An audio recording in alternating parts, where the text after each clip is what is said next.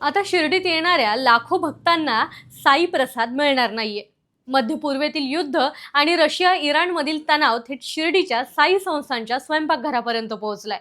बातमी ऐकायला थोडी विचित्र वाटेल, पण परिस्थिती खरंच गंभीर आहे.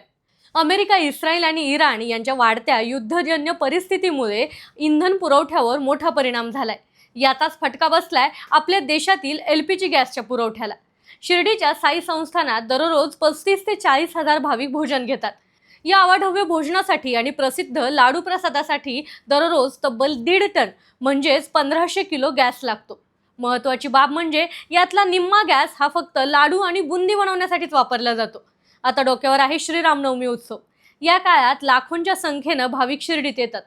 जर गॅसचा तुटवडा असाच राहिला तर कदाचित संस्थानला लाडू आणि बुंदीचे उत्पादन हे तात्पुरते बंद करावे लागू शकते, अशी शक्यता वर्तवली जाते. प्रशासन देखील यावर शांत बसलेलं नाहीये.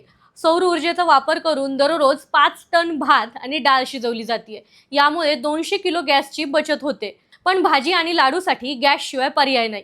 म्हणूनच संस्थांनं तातडीने अतिरिक्त गॅस टँकर मागवून साठा सुरक्षित करण्याचा प्रयत्न सुरू केलाय. भक्तांच्या श्रद्धेचा हा विषय आता जागतिक परिस्थितीवर अवलंबून आहे.